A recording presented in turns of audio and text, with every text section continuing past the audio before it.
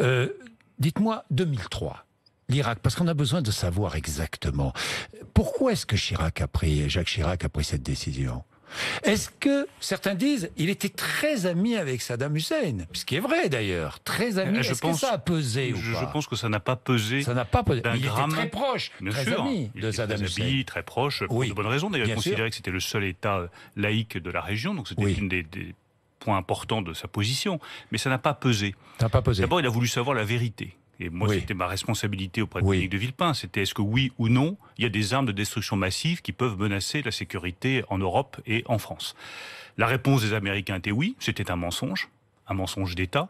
Mais vous ne saviez Notre pas que réponse, c'était un mensonge. Si, nous l'avons établi, nous avons dit très fortement Vous étiez que non, il n'y bien avait pas d'armes de informé. destruction massive. Vous étiez bien informé, J'ai vous passé aussi. des journées, c'était ma responsabilité avec les Oui. services de renseignement, Avec avec les le services DGSE, secrets, avec Oui. le secrétariat général à la Défense nationale, à regarder détail par détail, est-ce que oui ou non, il y a des missiles, il y a des armes nucléaires, il y a des armes chimiques. Et notre réponse technique a été de dire, selon toute vraisemblance, il n'y a pas d'armes de destruction massive en Irak, donc il n'y a pas de menace, et donc il n'y a pas de justification à la guerre. Ça, c'est la première chose qu'a voulu savoir Jacques Chirac à l'époque, est-ce que oui ou non, il y a une menace.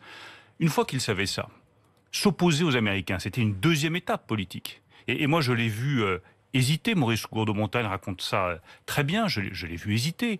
Prendre le temps de la réflexion, c'est pas facile quand on est le premier allié des États-Unis d'aller s'opposer à une décision américaine. Et c'est là que l'expérience de Jacques Chirac, sa connaissance intime du Proche et du Moyen-Orient a pesé lourd.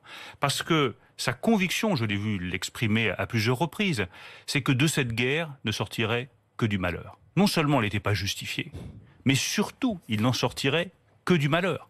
Et au moment du sommet de l'OTAN en 2002, à la fin de l'année 2002, juste avant qu'on ne bascule dans la guerre, il a eu un entretien avec George Bush, le président de l'époque, que raconte aussi Maurice Gourdeau-Montagne, qui a été un entretien très, très brutal, où Jacques Chirac a fait la leçon à George Bush, qui n'a pas beaucoup apprécié qu'on lui fasse la leçon. Mais c'était une bonne leçon.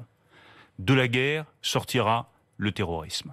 Voilà quelle était la conviction de Jacques Chirac. Voilà ce qu'il a dit à George Bush. De cette guerre en Irak, qui est inutile, qui n'a aucun fondement, qui n'est que de la vengeance, sortiront des années de terrorisme et de violence contre nous.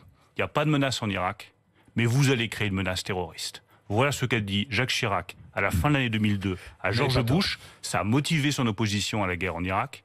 Et l'histoire, hélas, 3 fois hélas, oui. lui a donné raison.